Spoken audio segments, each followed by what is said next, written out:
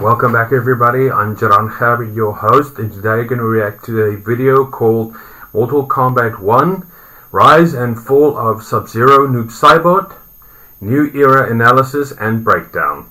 Now for new updates and content you can visit the links in the description down below, and let's get started. Enjoy.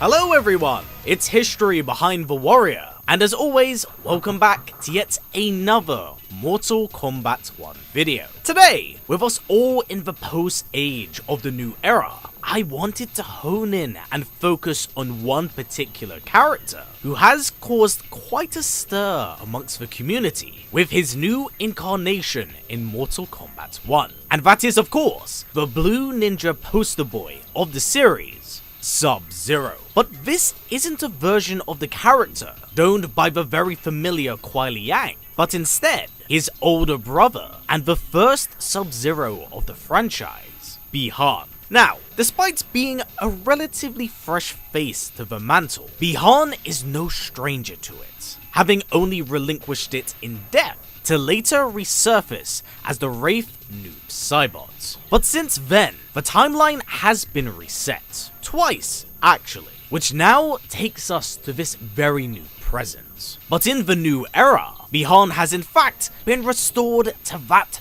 of the mantle once more. One that I would say is in a very interesting way. Very different from what has been previously seen of it. However, with that said, there are many that feel this iteration of the character has missed the mark, whilst there are others who feel like this is a true and somewhat accurate depiction of him. So, in today's video, I will be lightly touching on the history of Bi-Han, his origin, as well as a way of lining up the influences that has led to this character being where he currently is. This just allows for a clearer picture of this depiction and a way for us to understand why he is the way he is, despite the debate surrounding his rebirth. Because in many ways, this video might actually change your perspective on him, or at the very least, add a layer to the conversation that may have been looked over, as I feel like this version of Bi-Han was in fact someone foreshadowed a very long time ago, only now having taken fruition in a very different way. So with that said, let's go to the very beginning and talk about the first Sub-Zero. Now, being raised in the Lin Kuei, Bi-Han was taught to be strong, harsh, formidable, and by all intents and purposes, cold. He was callous and tactical through his frozen demeanor, making him the perfect assassin of the Lin Kuei, bringing both honor and glory to its name. But that's not to say that he necessarily agreed with every decision made, as the Grand Master during the events of Mythologies actually forced Bi-Han to take on a contract by Quan Chi, a denizen of the Netherrealm, and someone Bi-Han was very reluctant to work for. But despite his own feelings on the matter, the Grand Master had him cast them aside to carry out this job. And it's during this game where we get to see some morals be assigned to him, something never seen before, as our only brief exposure to him was in the first game, and later as a very shadowy figure from 2 onwards. And it's here during this game where it becomes clear that Bi-Han isn't morally bankrupt, having a sense of right and wrong once he's betrayed by Quan Chi. As during the later half of Mythologies, we see that he is capable of showing mercy, remorse, and even sympathy, thus painting him in a very different light that isn't entirely one-dimensional. But that's largely where I think there is a divide with this character. You see, in many ways, Mythologies could actually be seen as a prequel to that of Noob Saibot, despite them being extremely different, as it was Mythologies itself designed to set up the events of Mortal Kombat 4. However, during this period and the fall of Shinnok, whilst the foundation of Bi-Han's origins were solidified, instead of them leaning into a redemption arc, kinda similar to what they did with Scorpion, they would instead turn to the more villainous aspects of the character. Someone who was murdered for a crime he did not commit. So no longer wishing to be a mere puppet and pawn of someone else, Bi-Han now seeks to be the master of his own fate. And during the 3D era, we do get to see that in a number of different ways, with him wanting to raise his own cybernetic ninja army that does put him at odds with his brother, as their paths finally cross, something that has been in the works for a very long time. But that brotherly bond and love clearly isn't there, at least not for Bi-Han. So from this point onwards, it raised the interesting question of just how much of that was the Noob Saibot influence, and how much of it was actually Bi-Han. Tragically,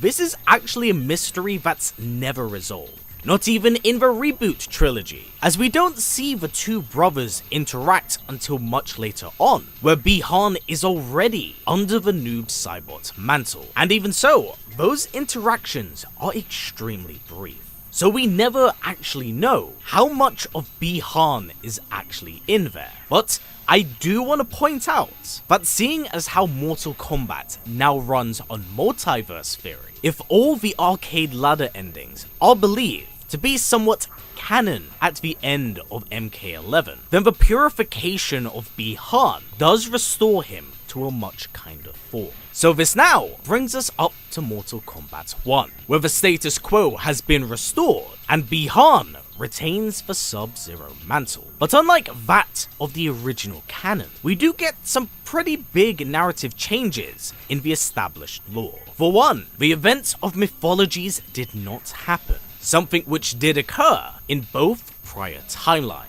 2. Their father was actually the Grand Master, opposed to that of Sectors. And 3. He would be raised alongside Smoke. Thus, this basically is an entirely new origin story for the trio, with one of the biggest changes here being the overall family dynamic, as it's essentially the pivotal plot piece of their dynamic. As one of the biggest changes here is that we actually get to see Kuai Liang and Bi-Han interact. We get to see them have full conversations and kind of establish their relationship to get a rough idea just how close the two are, with Kuai Liang being very level-headed and open to helping his brother, whilst Bi-Han himself is much more cold and stern in his demeanor. But one of the biggest changes is that of Bi-Han's character, having him lean more into that of his darker persona than just him being under the influence of Quan Chi's dark magic.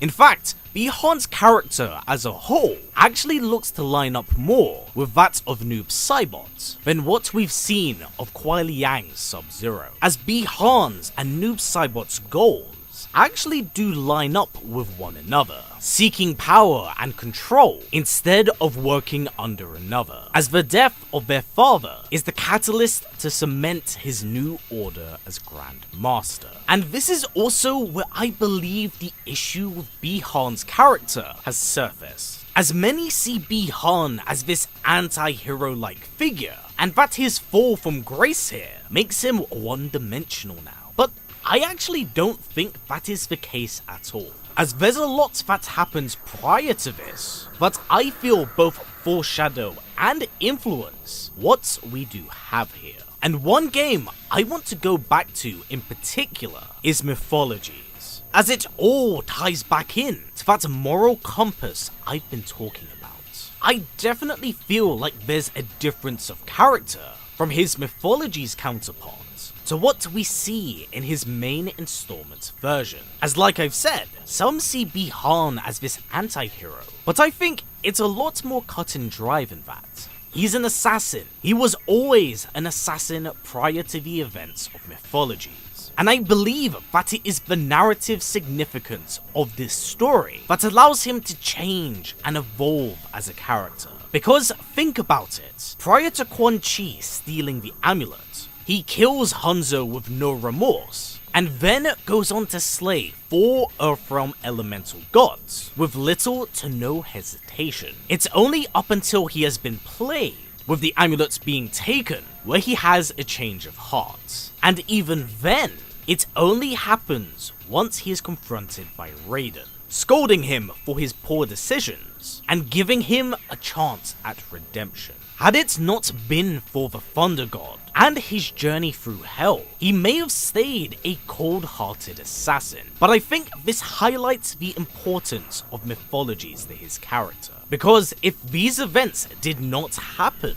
then I think what we actually have here in the present is ultimately what would happen should the events of mythologies never occur. Hence why this version of the character, and the one we see by the end of mythologies, feel so similar, yet different in their own way. Going off what I've seen, many seem to be quite shocked by Bi-Han's lust for power, but it's actually something that has existed since the very first timeline, being mostly explored in arcade ladder endings. As during the events of Armageddon, he seeks to harvest the Lin Kuei and turn them into his cybernetic soldiers. And during the reboot trilogy, he even unites with the likes of Havoc to become the overlord of the Netherrealm. During the events of 11, he would go on to usurp the likes of Kronika to become death itself. So this ideology and mindset of Bi-Han wanting control isn't actually anything new to the character. I think if anything, this iteration of him is just a lot more streamlined and one that pays homage to the foundation forged by older existing ideas. However, with that said, it does ultimately come down to the execution of said ideas. And that is unfortunately where I would say things do come up a bit short here. I'm a strong believer of show don't tell storytelling, and I think that's an inherent flaw of Mortal Kombat's chapter system, as you can't quite get around to everyone, so it can be quite detrimental as to how these ideas and origins are explored in the new era. I feel like the intros definitely do a lot of the heavy lifting here, but had there been more of a visual prologue, or at the very least, been more time with that of the Lin Kuei, I feel like the impact of Bi-Han's betrayal would land so much harder. Even so, with that said, I am glad that this approach has been taken to Bi-Han, because if there was ever a character that desperately needed more exposure, it was definitely him. Bi-Han has been a fan favourite for a very long time, but has been largely ignored due to his villainous status. So seeing him don these colours once more was definitely a bit of a treat for me as a long-time fan of the series. Although I do definitely have my problems with how it was executed, I'm glad they used him in this way, threading in ideas and concepts of his previous appearances, showing just how important the events of mythologies is to his character. I will also say, I'm actually a really big fan of how he got his own chapter in the game, something relatively rare to that of villainous characters. So all in all, I really do think that there's a lot of potential sitting beneath the surface here, especially with the Lin Kuei breaking away and presumably creating the Cyber Initiative. My only big real question now is what will lead to his inevitable downfall, and then of course, the return of Noob Saibot, as it isn't a matter of if, but simply when that happens, especially with Ed teasing it recently. So with that said, I now relay this question to all of you. What are your thoughts on Bi-Han in this era? Do you like this depiction? What do you think of his rise to Grand Master? And of course, what do you think of his cold and harsh demeanor? Please do comments down below, as I'd love to hear what you have to say. But for now everyone, stay strong, stay well, and keep on fighting. I'll catch you all in the next one. So that was Mortal Kombat 1, Rise and Fall of Sub-Zero, Noob Saibot, New Era Analysis and Breakdown. I thoroughly enjoyed it. To be honest, I really don't like the fact that Sub-Zero and Scorpion are brothers. I prefer the two brothers separately, like Bihan and Kuai Liang of the Lin Kuei and Hanzo Asashi from the Shirai Ryu, also separately. Even though Cyrax and Sector is also part of the Lin Kuei, I prefer them to be male characters as well. I really don't like the fact that they've changed them into female characters. Coming back to Sub-Zero and Scorpion, the fact that Bihan becomes Noob Saibot is also good, but I just hope that they keep it that way. Because this new analysis and new changes, I'm sorry, they're just not for me. They should stick to the original concept. And a word of wisdom for today. Whatever decision you make, the outcome is your responsibility. Everything comes with a price. You are the deciding factor. Have a blessed day further, and I'll see you next time. Goodbye.